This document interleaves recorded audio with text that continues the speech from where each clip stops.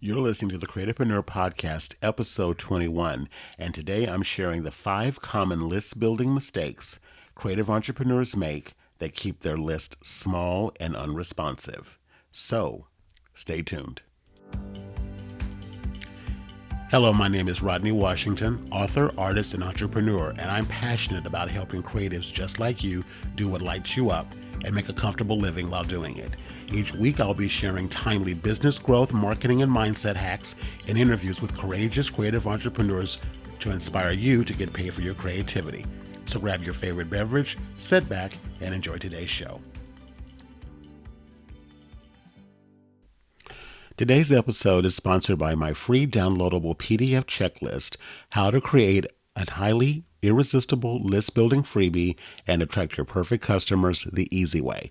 Stop guessing what your ideal audience wants and start filling your email list with buy-ready people actively searching for your digital products, online courses, artwork, workshops, retreats, and one-on-one services. To grab your copy, visit my website at getpaidforyourcreativity.com/freebie checklist. Welcome back to the podcast. I'm so grateful that you have listened to these last 10 episodes. Actually, I've dedicated since the beginning of January the last 10 episodes of the podcast to list building, and more specifically to how to create a irresistible freebie, i.e. lead magnet, that actually is the cornerstone of growing your list. And I've gone over several aspects of that process. So from episodes well, actually, since the beginning of January, those last 14, 15, all the way down up till now, these episodes have been building up to each individual aspect of creating that freebie, picking that topic, getting clear on your ideal customer avatar, getting clear on how to craft the headline, how to do research, how to get that information that you really cornerstone need to be able to create that lead magnet that's going to get people to give you their information to join your list so that you can then communicate with them, nurture them, and then segue them into purchasing your products or services or working with you in some way. So again, each episode I have created to build upon the other, and I want to sort of put it all together with this episode here that I'm going to talk about some of what I have found to be some of the 5 common list building mistakes that I see creative entrepreneurs make that keeps their list small and unresponsive. And I'm going to go over those 5 with you today, plus an invitation on how to do a deeper dive with me through a free training, online training that I'm putting together. That I will deep dive into all of the aspects of creating not just a lead magnet, but how to put together that lead magnet, that freebie that's highly irresistible, and then get that audience attracted to wanting to opt in for that freebie, and then how to then communicate and nurture them through email correspondence and other opportunities so that you can then offer your paid products and services. But this part you must get right first in order to be able to then have that opportunity to have that person that would be interested enough and wanting to know more about you to want to go there with you and purchase your products and services. But before we can really get into that, we need to really take a quick look at what is the areas where I have found many of the entrepreneurs I've worked with make these mistakes. And I don't want you to make those mistakes. I want you to put together something that is highly dynamic, something that is appealing, something that speaks to the person that you want to work with, the one that you know that you can serve, the one that you know that you can help. And so that you're not wasting time spinning wheels, putting a lot of effort into something that no one's attracted to, no one is interested in, and you're just putting a lot of work out there and not getting the results and the payoff that you're working so hard to achieve. Again, there's so much noise online right now, it's kind of hard to stand out. And that's why I've spent so much time on these episodes helping you to get your messaging down, your ideal person down, what their issues are, and then addressing those things very specifically, very dialed in, so that when you put the word out there, what you're offering, the people that you want, and as I said at the very beginning of this series, I said buy ready leads. I didn't just talk about list building where you're just getting a bunch of people signing up for something because it's free, but you want people opting in and signing up and getting on your list that actually are in a position and wanting to purchase a solution. And all of what stacks the odds in your favor that that will happen will be that you pick the right lead magnet with the right offer, with the right headline that talks to the right person in the right way and gets them to move forward with you so that they do want to purchase and not just get something because it's free. Because again, there's a lot of that out there and a lot of information that talks about that, but just getting someone to opt in because it's free and that's the only reason why they're doing it is not what you want. I would rather see you have a smaller list that is more responsive than having a big list that doesn't do anything. They don't open anything, they don't click on anything, and ultimately they don't work and or buy from you. So again, it's all about quality, not quantity, and I really want to emphasize that. And I'm going to talk about that more in the masterclass that I'm putting together for you. I'm going to talk about that a little bit more in the episode. So let's get right into it.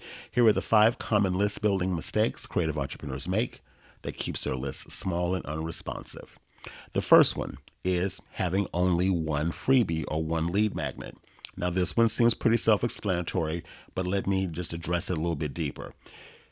Again, you want your offers, and they must, and they should, but they must speak to very specific problems or issues or desires that your ideal person has. Now, I'm going to use some examples here for context.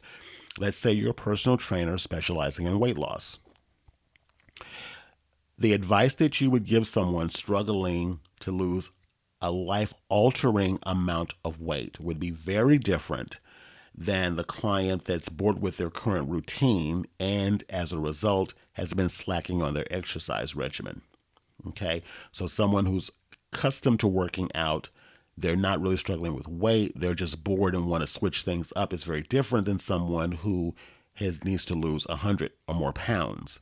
So again, how that lead magnet, what you would title that, what you would use, what you put out there, has to speak to those different customer avatars, as I talked about in episode 19, very differently. So this is where I talked about in episode 20. That's where the headline, the language you use is very, very important. It must speak to your ideal customer avatar from where they are now. There is no such thing as one size fits all marketing. It's no such thing as one size fits all clothing. There's no such thing as one size fits all marketing. Everything is custom. Everything has to be customized to specific issues. That's one of the reasons why you may very well have more than one freebie, one lead magnet, because you might have different customer avatars. And this example, this is an extreme example, but this is an example nonetheless.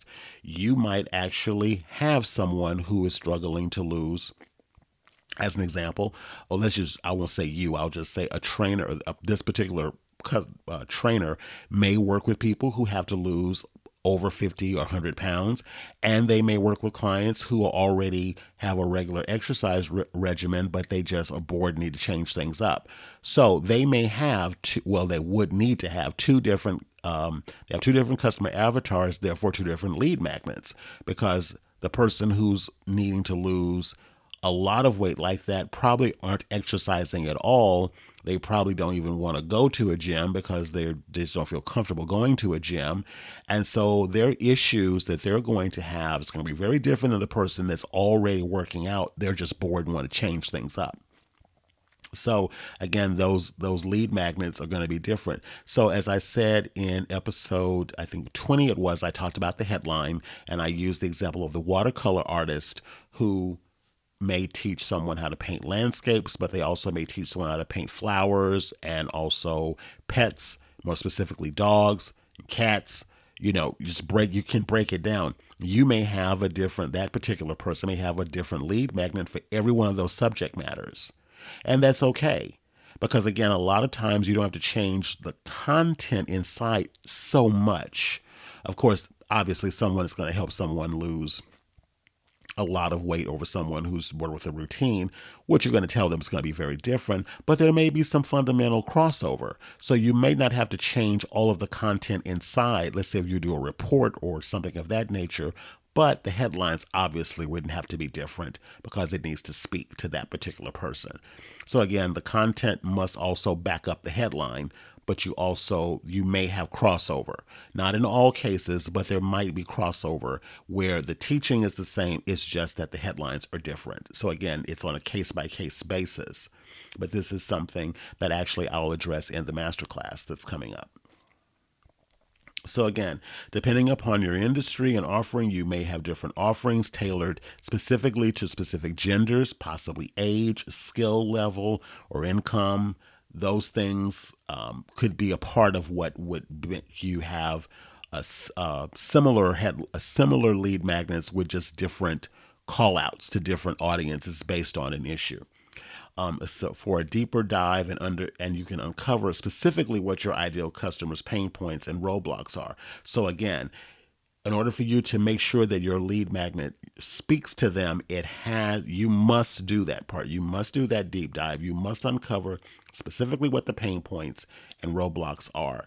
Because again, we want something and we also are telling ourselves what is standing in the way of us getting it. Every one of us does that. If we're struggling to get something that we say that we want, we have told ourselves on some level that there's something stopping us from getting it. You have to uncover what that something is. And the best way to get that information is to speak with people directly. So I implore you, as I talked about in episode 20, I believe, I talked about the interview process, talking to people. I talked about it also in episode 19 as well. Get on the phone if you can. It's really important. You can do it by email or even Facebook Messenger as an example, but I recommend you get on the phone with them because, again, they'll go into much more depth than they will if you're just reading reviews. Sometimes, not always, but at least those reviews, as I talked about in episode 13, I believe, episode 13 on doing on the Ryan Levesque book, where I talked about using platforms like Udemy and Skillshare and Amazon and Google to get information. Those are great first steps, but I still highly recommend getting on the phone with people to find out really what's going on with them, because that's where you'll uncover exactly what they're telling themselves is stopping them from getting what they want. And that information is what you want to have in that headline, in that copy, because that's going to be the thing that's going to draw the person out that also struggles with that issue and is going to want to find out more. And it positions them closer to wanting to be buy ready.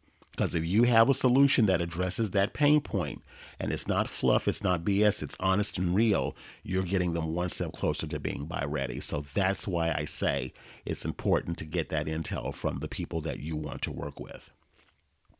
Now, once you figured all of that part out, as far as deciding on what the best delivery option is for your freebie, I'm a strong advocate personally of checklists.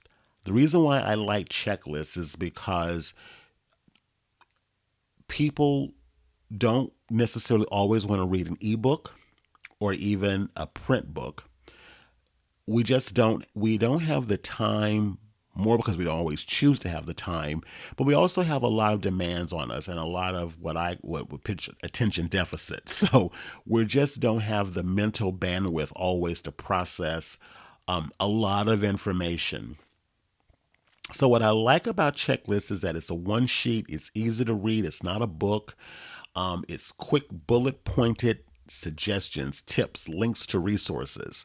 And we can put it on our phone. If it's got clickable links in it, which it should have, you can have clickable links in there to your paid resources as well as other free resources, so that the person can take action on the things in the checklist. And I would try to keep it to around 10 points. But it's easy to read, a one sheet, easy to design, easy to consume. By putting in, like I said, links inside of it. It's interactive, so people can click on a link and go to a resource that supports it. I like that much better than, say, a long ebook, which can take months to write. People typically won't read them, And so they're on your list, but they are overwhelmed by what you've given them. So chances are they won't consume it. So that's why I lean more towards checklist as sort of the basic irresistible free offer that most anyone can create in almost any industry.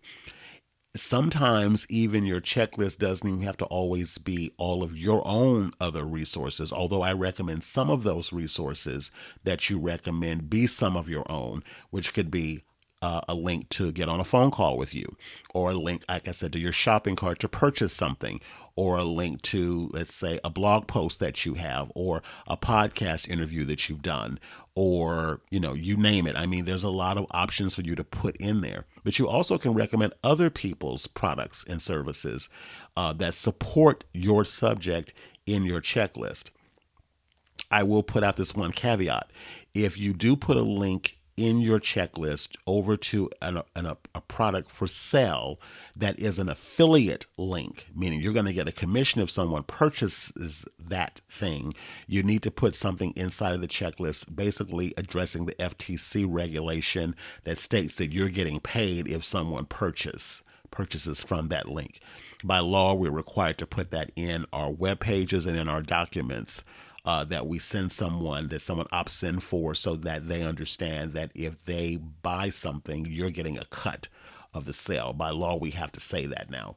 So you can do it. Obviously, the one thing you do want to do is you have to make sure that the things that you're offering for sale complement, not compete with your paid offering, and it actually makes sense that this would be something that they would use. For an example, I'll using me as an example. I show you a part in my training on how to use a tool like Lead Pages in order to set up your opt-in page, where you would then present to people to get them to sign up for your free offer, whatever that may be. I'm an affiliate of Lead Pages. So if I give you a link to something with Lead Pages in it, or going to Lead Pages, I have to then make sure that I put something in that document or on that web page saying that if you click on this link and you purchase Lead Pages, I get a percentage of that sale. It's not about it's wrong or you can't do it. By law, you just have to notify people that that's what is happening if they should. So again, I like checklists because, again, or some people might call them resource guides, but I like them if they can be one page, ideally even better. I wouldn't do any more than 10 points if I could help it. And I would make sure that there's plenty of clickable links to other resources, preferably some things that they can purchase of your own. That's yours, not an affiliate sale. If you don't have anything, fine. You can use affiliate sales. You just have to notify people that that's what they're clicking on. So again, I think that that's always a good foundational one to have in your arsenal, is some kind of a checklist. Now, again, there are other options.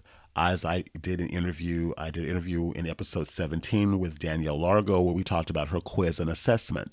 That is my second favorite one, maybe become my first favorite one. I'm actually planning a quiz or an assessment right now around this subject, on how to determine what the best lead magnet is or freebie is for you. I'm actually working on that now, so that'll be coming out at some point soon. But I like quizzes and assessments because they're fun, they're easy, they're quick wins. They give people, it builds curiosity, which I really like a lot. And I think that you will have a better chance of getting more people doing that than, say, just opting in for a checklist. So again, I would recommend as a secondary, maybe a primary lead magnet would be a quiz or assessment, with a primary or secondary one being a checklist of some sort, as an idea. Okay. Another option is starting a private Facebook group. There is a lot of conversation going on right now about pop-up groups, which are fixed short-term groups as opposed to ongoing Facebook groups. I recommend a pop-up Facebook group if you are in the middle of launching something and you have a short window that you want to create a lot of energy around. And so people are joining the group knowing that this isn't a permanent group. This is only going to be up for a short window, say up to a month, and they understand that going in. And so the chances are that the people who sign up for the group will be engaged more rapidly because they know that the group is not going to be around forever. Longer term, more permanent groups tend to lose momentum. And I know a lot of people, myself included, that have struggled with keeping momentum going in long term groups. Some of them blow up and they go completely out of control, and you have to really kind of bring in people to help corral things. If conversations are getting heated, you have to kind of, moderate all of that stuff. It can be a little bit more challenging, although some people swear by the fact that a long-term group is a great way to keep conversation going. You just have to really have a lot of strategy around Facebook groups. You have to understand, again, dynamics between personality, potential conflicts, keeping content in there on a regular basis to keep people engaged, being active in there, at least if it's nothing more than 15 minutes a day to respond, answer questions. It can be a great way, though. It depends upon your topic, depends upon your energy, and depends upon your interest.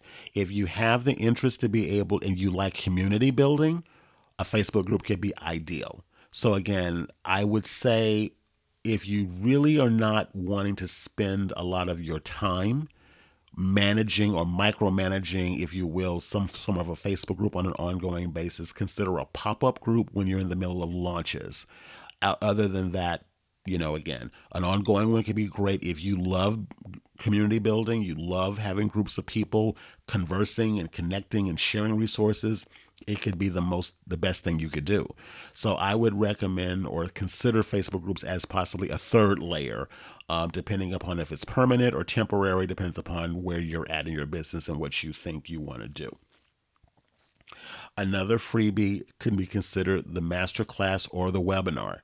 Again, those are, an art and a science to creating a webinar because there's moving parts involved.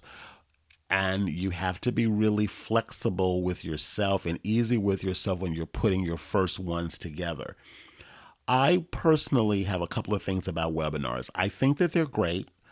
There is an issue around getting people to show up for them because there's so many webinars out there. So depending upon your topic, depending upon the interest of your list, your audience, what they're interacting with and sharing, you may have no issues filling it up. It's not because people don't necessarily like webinars or want to attend them. It's just that we live in such an on-demand world where we have Netflix and and Amazon Prime and all these resources where we can watch and listen to, and podcast even. We can watch and listen to what we want when we want. So I see more of a trend going towards on-demand webinars where you basically record something, you set it up in an area where they can pick a time frame to go and watch. Usually that time is immediately, and they can choose that, like they can watch it right now, or they can, schedule a time in the future to go and listen.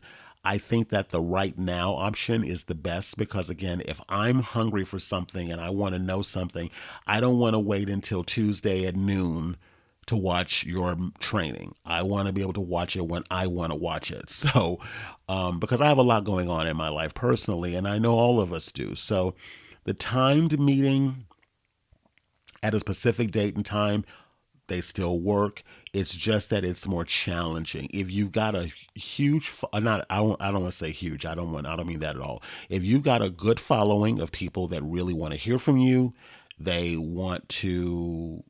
just really hanging on your every word. They're reading your emails. They're engaging with you in the group. You could probably schedule an event with a set date and time and people will show up for it because the group is hungry to connect with you. But if you're not really getting, you'll know ahead of time if people are going to show up or not, if they're engaging with you to begin with. If you're not getting that, then you might want to consider pre-recording something and letting people opt in for it and watch it in real time. So that some people call it the evergreen webinar. It's up to you. Again, that's one that could be a third or fourth freebie offer that you could do. Again, there's an art and a science to it. There's a lot of options and things that you can consider. It's something to consider. Depends upon what your product or your service offering is. The last one I'm going to talk about, because there's many other ones, but I want to not go over so many of them because I don't want to overwhelm. The other option is a multi-day course of some sort, a mini training. Those can be delivered over a 3-day period, a 5-day period, a 10-day period. I wouldn't recommend over 5 days. Anything more than that, people will just start dropping off and lose interest in. So I would keep it around 5 days maximum. It can be done either through emails, where they get an email every day or every other day for a period of time over the window of days you're going to do it. You could also, in that email, it could be just text. It could be text with links to audio or links to video. Right now, I am in a sort of well, actually, it's a 10-day, I don't necessarily want to call it a challenge at the time I'm recording this. It's not really a challenge, but it's like a mini course. Actually, it's not a challenge at all. It's a mini course. And I'm receiving 10 lessons delivered over 10 days. And I agreed to this when I signed up for it. I get a text message every day for the next 10 days with a link to a video that I can watch on how to maximize podcasting. So I signed up for it to see actually how she's running it, how she's doing it. And it's pretty interesting. The videos are short.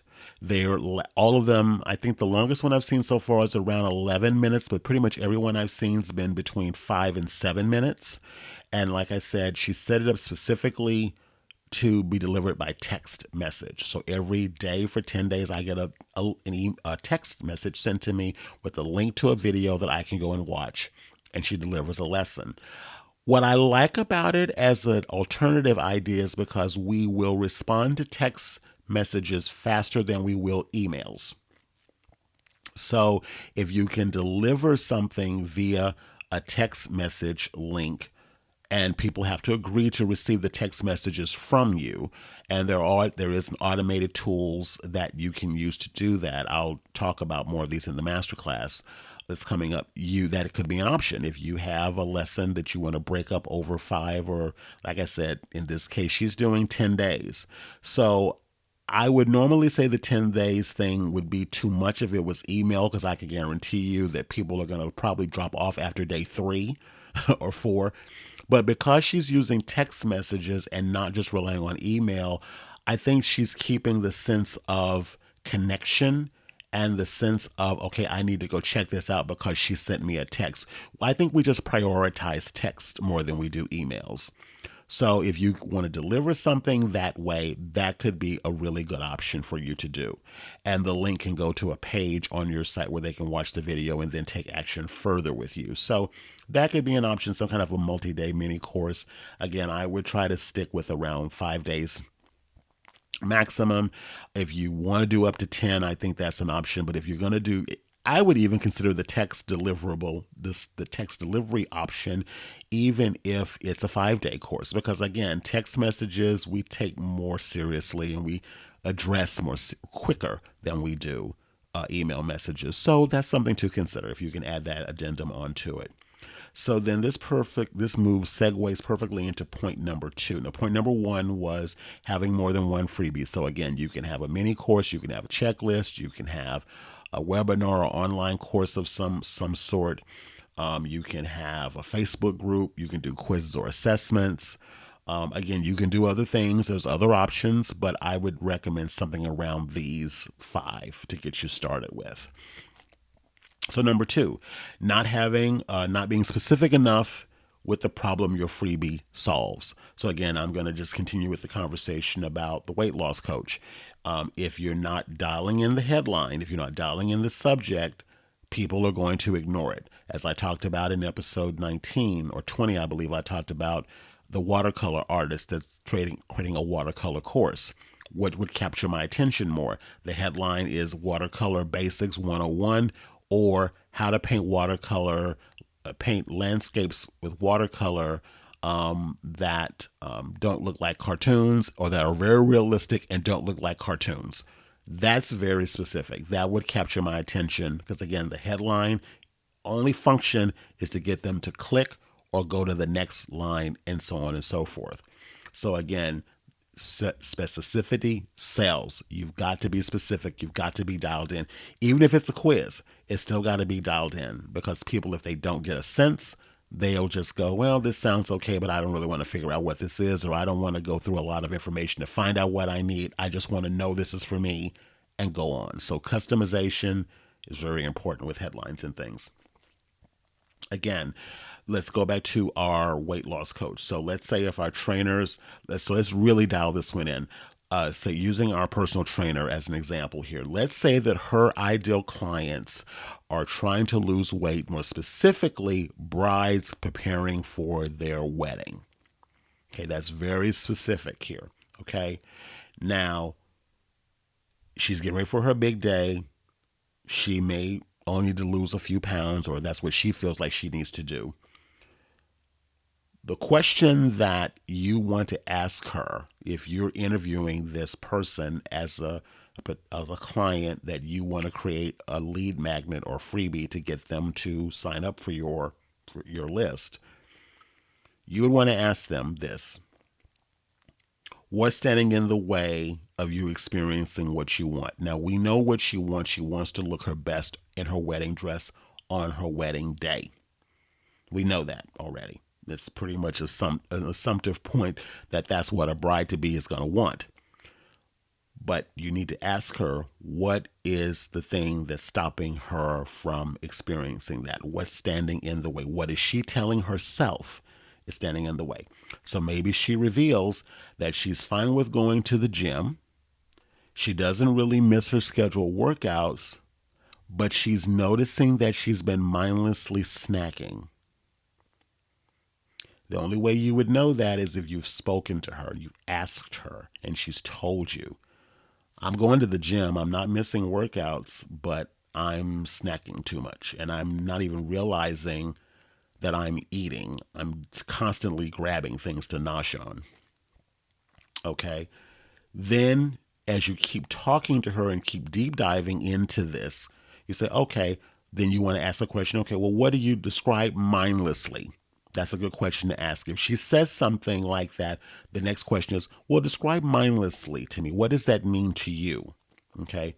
And then she reveals, I feel like I'm stress eating, getting ready for the wedding and everything that's happening is going on. I'm just feeling like I'm constantly stressed and I'm just grabbing stuff to soothe me.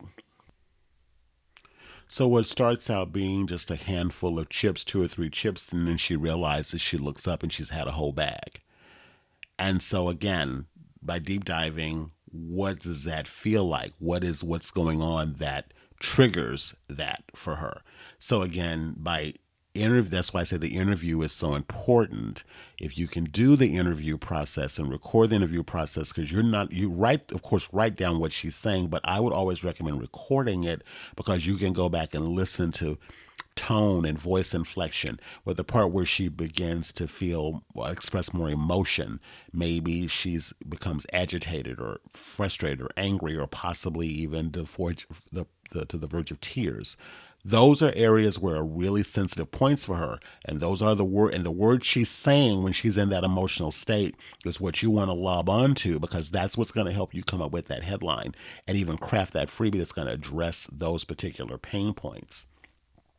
So what she's revealed is that she's obviously stress eating, and that it's kind of an equivalent to sleepwalking, but in this case, she's tuned out on how much food she's actually consuming. So again, what starts out to be a handful of chips turns out to be a whole bag. And then you're then asking even deeper, okay, well then is there a certain time of day or what's happening right before you get to that point? And maybe she reveals that, well, it's actually late at night when the house is quiet and there's very few distractions. And you go, okay. So even that's giving you more intel that you can use in what you craft for that particular person to attract her. So if our freebie spoke specifically to those issues that she's telling you, she's going to be far more receptive to a headline and a freebie that's been customized to deal with those issues than something that sounds very generic. So if your only option on your website is an opt-in offer that says join my newsletter for the latest updates, news, and information, that doesn't sound all that enticing. But if you had a lead magnet or an opt-in on your website that said 10 tips for taking control of your emotional eating so you walk down the aisle looking fabulous on your wedding day and beyond, which one would you opt in for? If you're this person that identifies with these issues, which one are you going to want? To join the newsletter for the latest news and updates, or the one that addresses my issue?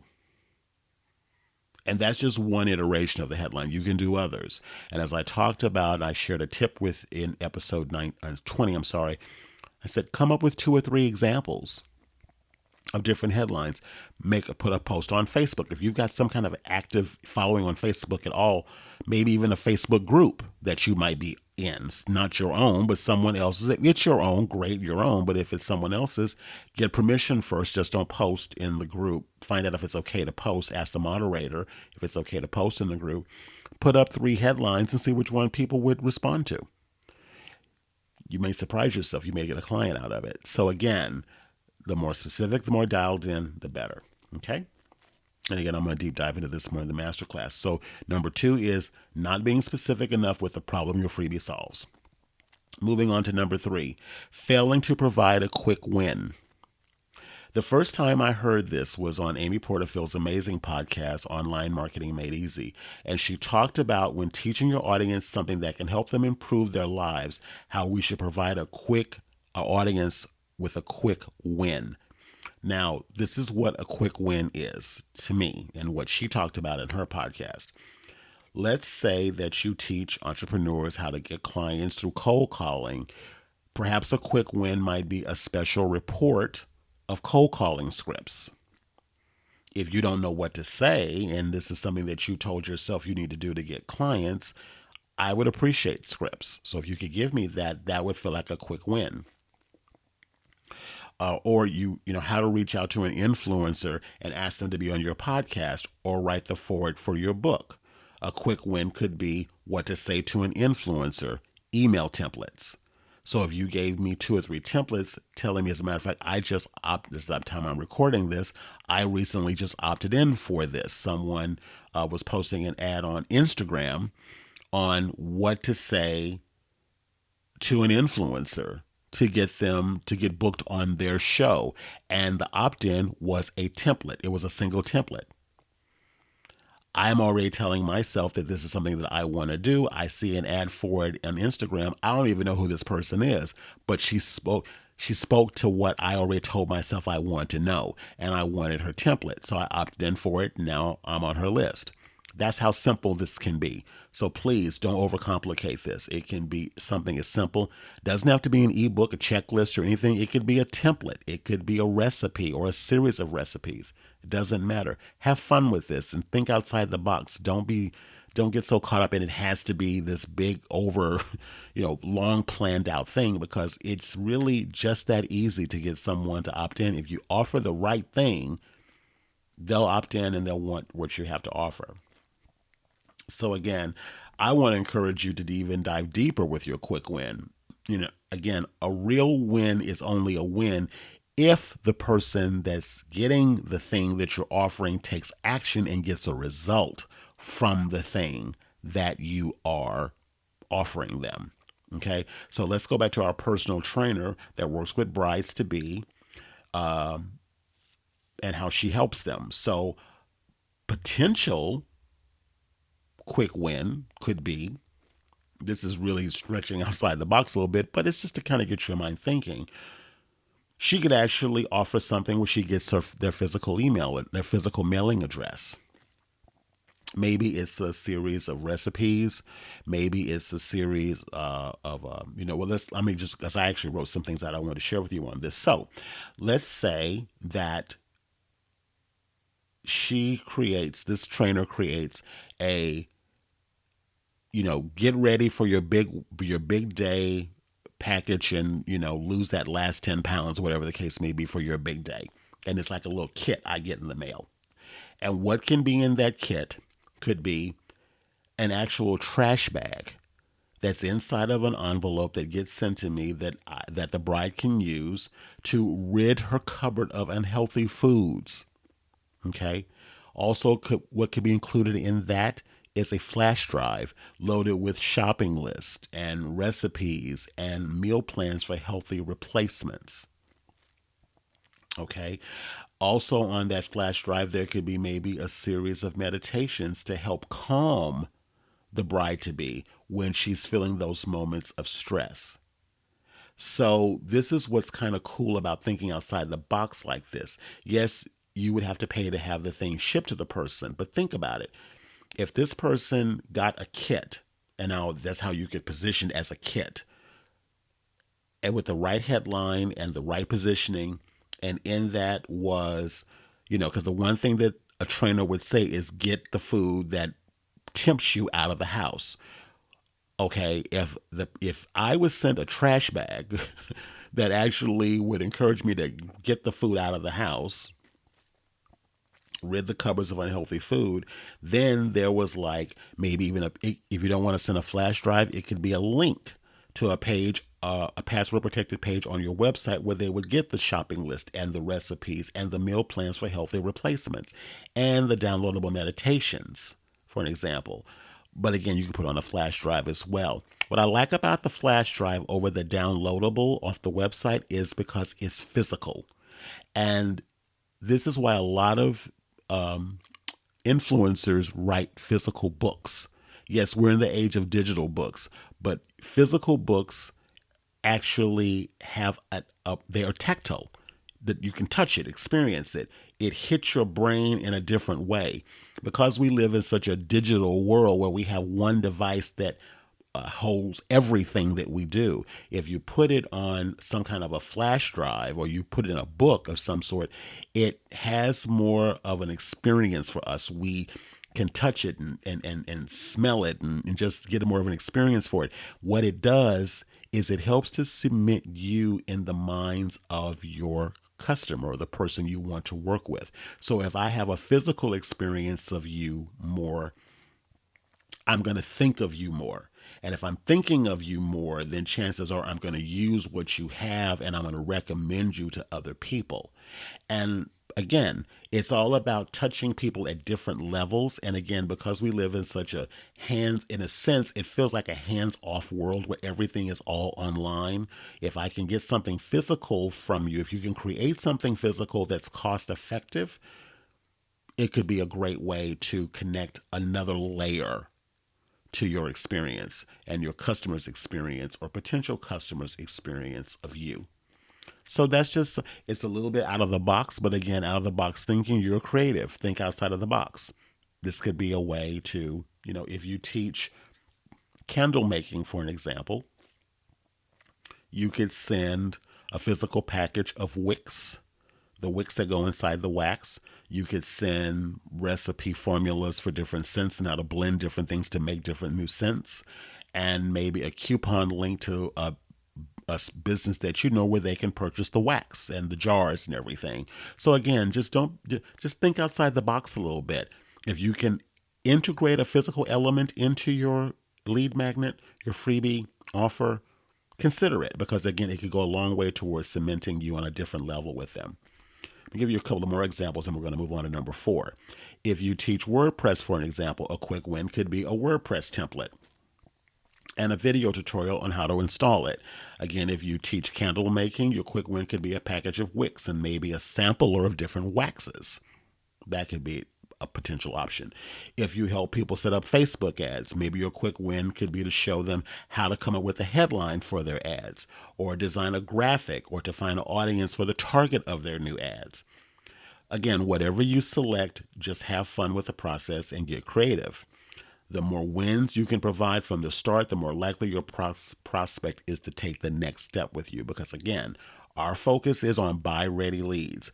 In order to get them buy-ready, we have to put our information and our connection into a place where we get them to the next step, to being that ready to pull the trigger and be ready to work with us. So again, this is some ideas that you can go with. So moving on to number 4. Not having an onboarding plan in place for new subscribers. This is really important. We can work so hard to get people to opt in for our list and get our whatever the thing is that we give them. But if you don't really have a way to welcome them in and nurture them into your world, they'll forget about you. Because again, you have to think about it. In people's email inboxes, they're getting emails from you and everyone else that there's on their list, that whose list they're on, including personal correspondence via email. So the term onboarding, online marketing, actually created what we now call onboarding. Basically, it's a system for welcoming new subscribers that have joined your list. So think of it like orientation. Remember the saying, you only have one opportunity to make a good impression, good first impression. So this is particularly true in this instance. What happens immediately after a new subscriber joins your list determines how they move through, not only with your content, but all of your social media channels. So again, if you want them to open future emails from you, you have to be able to address them and speak to them and craft a way to communicate with them that gets them to consistently take action. Because when they're not taking action, you're falling a little bit further down the rabbit hole as to how much they'll remember you. So again, if you can integrate something physical, that's great, because again, that puts you one step up in the in the arena of they're going to remember you more because they got something physical from you, if you can work that out to do. Again, it's super important at the stage of the relationship after they opt in that you reach out, ask questions, invite your growing tribe to engage with you in some kind of way.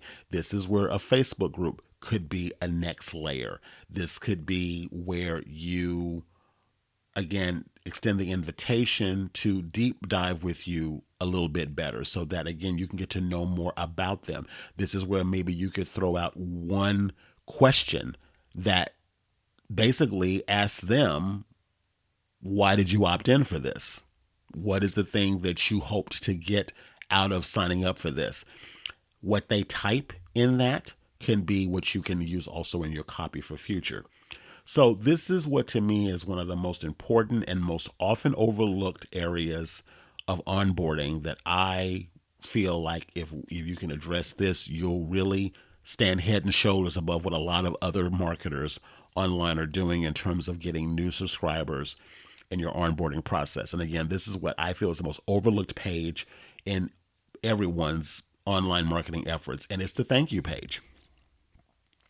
When you go to a page and you put in your name and email address, what you get sent to after that is a thank you page. Now, most people, and I've been guilty of this as well, is that we'll just give you the thing you opted in for.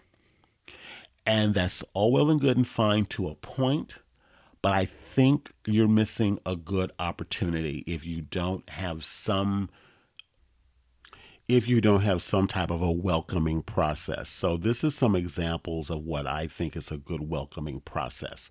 Once someone's opted in to get whatever your freebie is going to be on the thank you page, one great option is to have maybe a video there, something less than 2 minutes, that just acknowledges what the action they've already taken,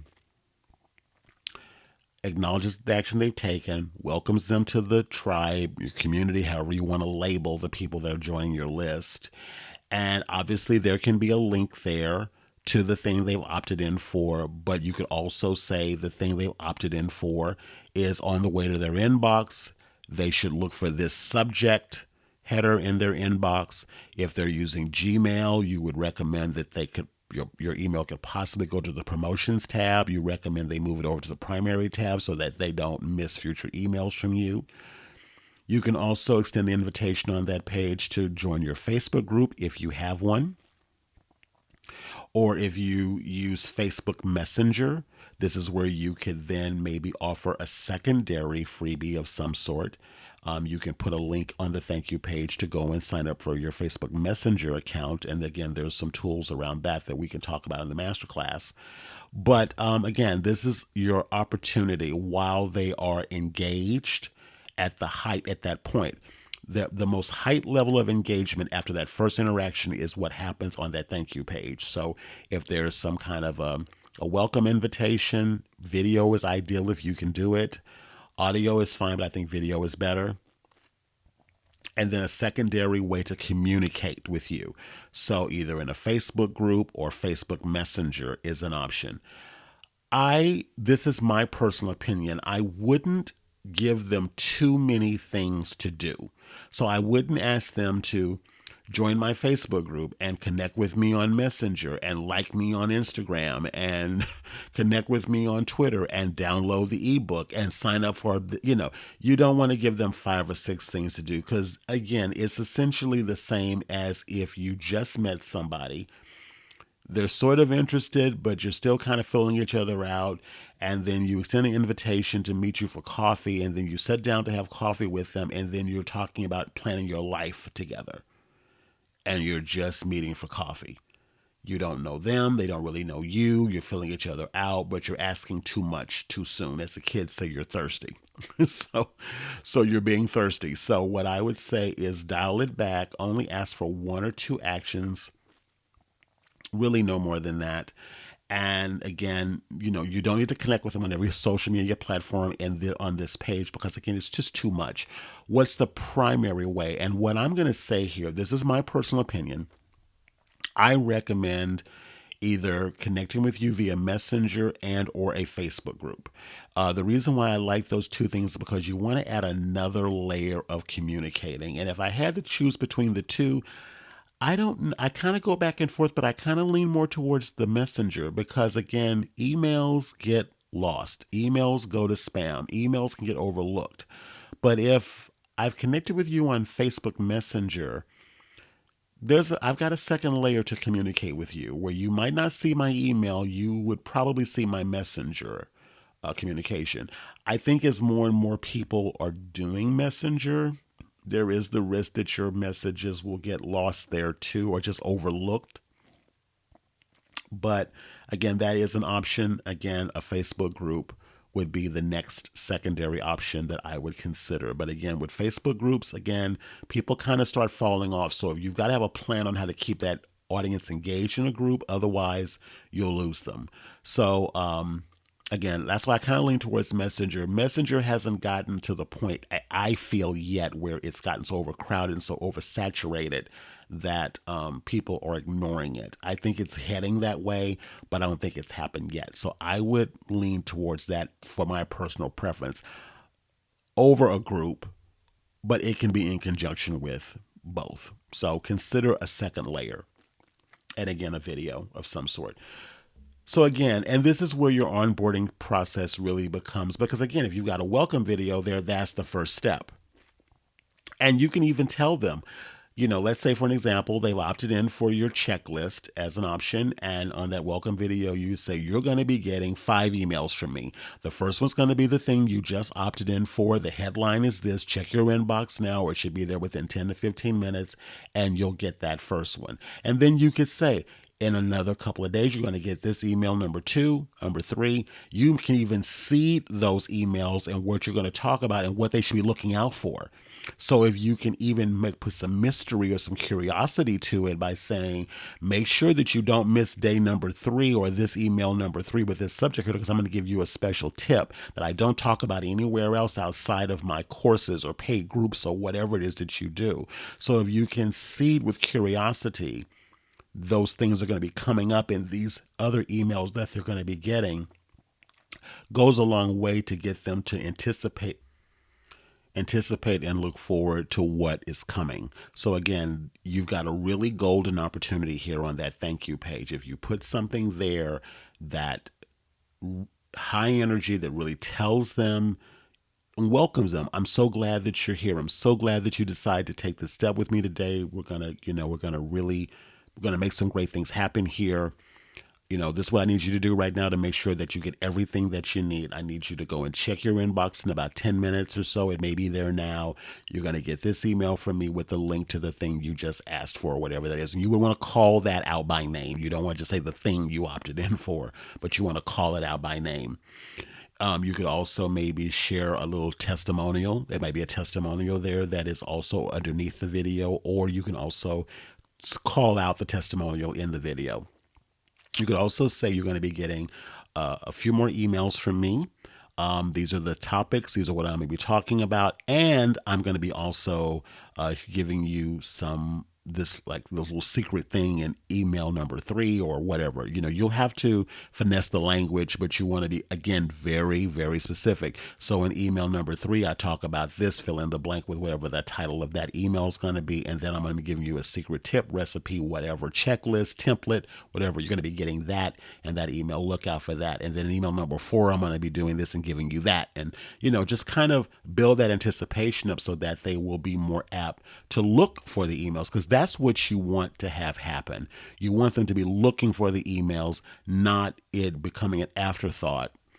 And even if they forget about it, if they remember the thing that you said you were going to send them, they will be more prone to look for it. And they may even reply to one of your early emails and ask you for it, which is great because that gives you another opportunity to then communicate with them even further. So this could be a great part of your onboarding process. Okay, so again, in your introduction, this is what I call your indoctrination email. You want your first message to be provide a link to the thing they've opted in for. Absolute must. Trust level is very important. So no, you don't want to do any, you don't want to make them wait for things, have to look for stuff because they don't even get the thing they initially asked for. You're already losing them. You've already dropped by 50% if they don't even get the thing they've even opted in for. So you may even consider putting the link on that page to the thing they've opted in for and not relying solely on the email just in case things get lost. Because again, they'll get frustrated and they may go, this is BS, and they'll just forget about you. So you might want to put the link there too. Again, I would also recommend in that first email that you invite them to reply to your first message and introduce themselves to you. Because again, that's a great opportunity to get the conversation started. So ask them why they opted in for the freebie, what they're struggling with, what they hope to achieve, why they did it. That's a great first conversation starter. Then, of course, in the next email, you want to talk a little about your story, how and why you came to do what you do, why you created what you're offering. The next one could be what steps they should take next. Again, mention the groups. I've already talked about that, groups, messenger, what have you. And then also have other things that support the first thing they offered. Maybe it could be like a meal plan. If you gave them recipes, maybe in one of the emails, the next one could be a meal plan or a shopping list. Those could be great options.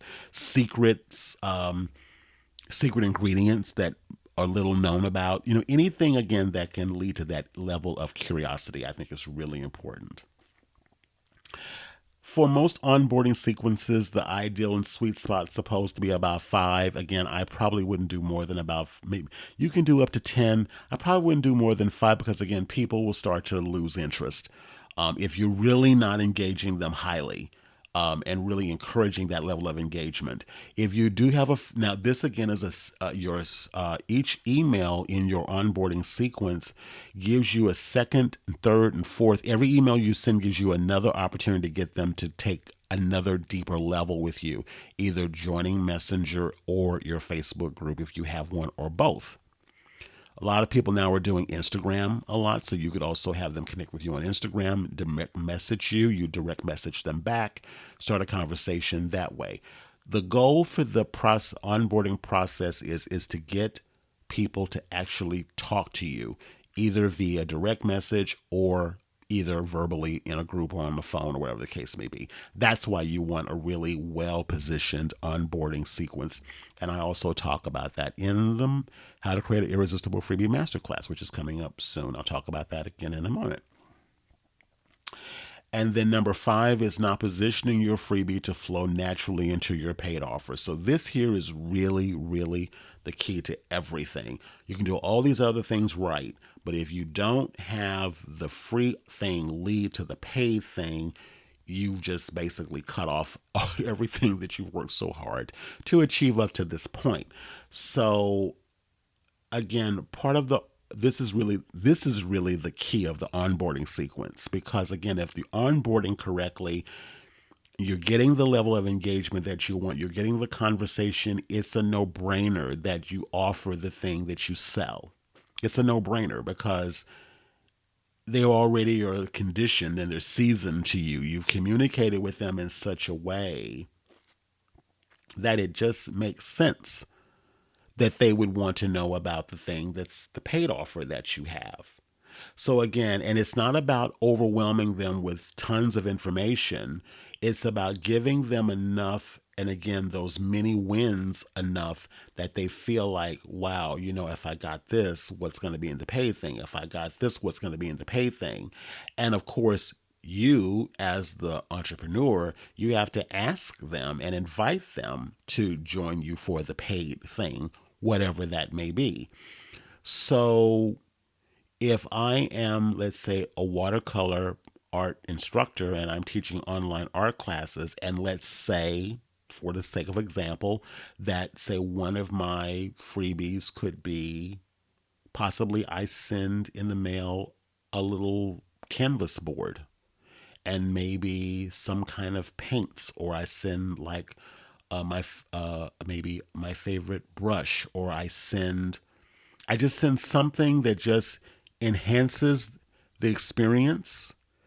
And let's say if you sent me like a little 6x4 or 4x4 or 6x6 little canvas panel board in the mail, would say maybe a little color recipe or block or whatever that shows me how to blend colors or whatever, okay, and that kind of thing. And maybe a discount coupon to an online place where I can go buy paints. If you sent me that in the mail, you already are prompting me and positioning me to want to then take your paid class. You see how that works? So if you get that in the mail to me and I see that and I get that and I go, wow, that's so cool. I wasn't even expecting that. And you get this, then, you have the group and you're having all the engagement going on, or you're doing the emails and you're doing, or the Facebook Messenger, whatever, all the different ways that you communicate. Then you're letting them know about your paid watercolor class.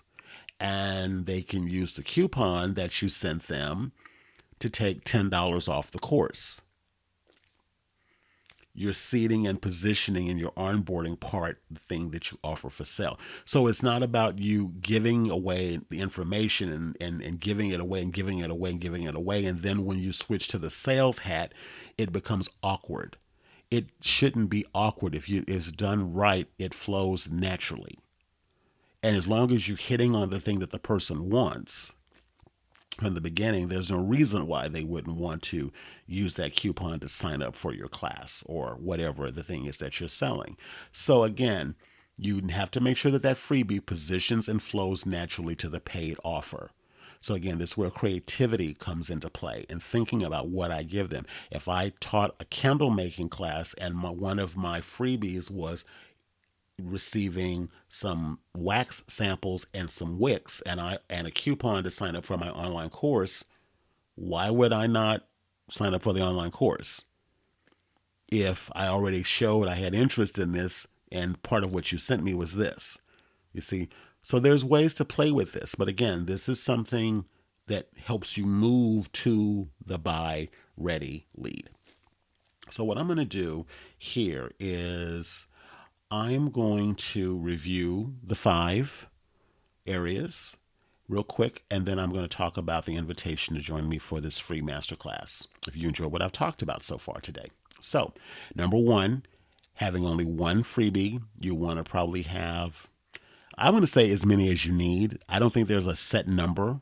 I think as many as you need. If you have a quiz and you have a checklist or a couple of different checklists, or if you have maybe an ebook, if you want to write that, you want to do that, I think that could be fine. If you have something physical, that's great. A Facebook group could be a freebie. Also, some kind of where your onboarding sequence or emails, that also could be part of your freebie as well. Number 2, not being specific enough about the problem that your freebie solves. Again, you want to make sure that you're dialing it in very clearly so that there is no question about who this is, what this is about, what it's for, and what's it going to do. Very important. Number 3, failing to provide a quick win. Very important. They have to feel like they're getting something right away that just engages them to want to know more. It has to stair step into the paid offer. And so if you give them a quick win right now, chances are greater that I'm going to want to check out the paid thing that you're offering. Not having an onboarding plan in place for new subscribers. Again, once they come on board, you've got to be able to communicate with them in a way through email, messenger groups, or whatever the case may be to keep them highly engaged and interactive with you so that you can then invite them to go and buy the paid thing that you offer for sale. And that segues into number 5, which is now positioning your freebie to flow naturally into your paid offer. So, as I've been talking about throughout this whole podcast episode, is that I've been talking about the masterclass. So, I am preparing a brand new masterclass that's called Create an Irresistible List Building Freebie, the Easy Way Masterclass. And I'm going to be talking about all of the things I've shared throughout this podcast series, but primarily the one thing I want to make sure that you know about in this masterclass, this free masterclass, is you're going to start to learn what freebie is right for you, which one you should start with first, and get that plan together as we talked about today in these 5 steps. What is the problem? What is the issue that you solve? Knowing what that is 100%. You've got to know that. If you don't know that, everything else you're building is mute. You've got to know who your people are and what it is that they are struggling with. And as I've shared, there's ways to get that information. We're going to deep dive into that even further. And then that will help you then determine, again, what kind of freebies that you create, because it'll probably be more than one, what you put in them and how you position them. We're also going to talk about, again, we're going to talk about the wins, quick wins you can create, integrate into what you're offering. We're going to talk about that as well. And again, there's a lot of options. This is where we can have some fun and play with some things here, because it's really going to be important that you give them that. They've got to get a sense of something that makes them feel like you need to integrate something that feels tangible as quickly as possible, because if they don't feel that level of tangibility in what's going on here, they'll start to numb out and not pay attention anymore. So it's really important that they get something that feels tangible to them. We're going to talk about the onboarding plan. What goes into an onboarding plan? What is an onboarding plan? What should you have in it? Because again, if you don't have that sequence set up and ready to go before you even before you even get the first subscriber, you're going to lose people. They're going to opt in. They're going to forget about you. You're going to forget about them. And again, all of this is for naught. So you've got to have a good onboarding plan in place for everyone that comes into your world. And then finally, what's the paid offer?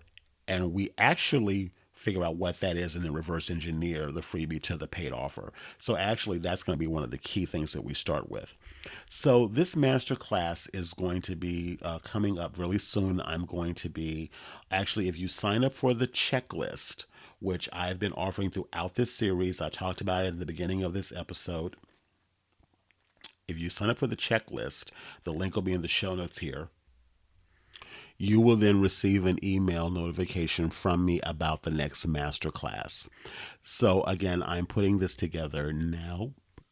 It's not quite ready yet, but I'm putting that together now, and I will be notifying you when the masterclass is ready to go. Now, depending upon when you listen to this podcast, the masterclass will probably, in all likelihood, be pre-recorded, and it'll be available for you to go and watch whenever you'd like. And the link will be sent to you. Again, as long as you're on the list for the checklist, you will also be receiving, as a part of that onboarding sequence, you will also be receiving the link to sign up for the free masterclass. And you can go and watch that whenever you're ready.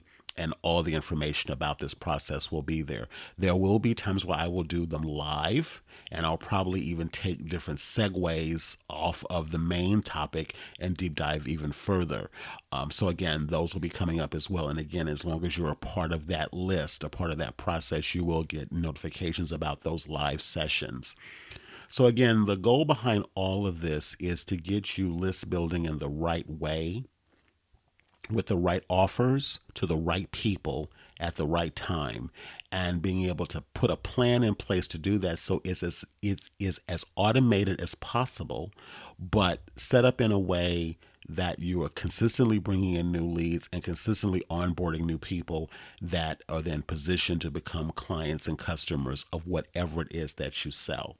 So again, more details about the masterclass will be coming out in the email. Again, if you sign up for the checklist, which is available, if you go to the show notes page, forgetpayforyourcreativity.com/021, you will see several invitations inside of that show notes page for links to go and sign up for that checklist. And then again, I will be sending out information about the masterclass and when that's going to be ready for you to join.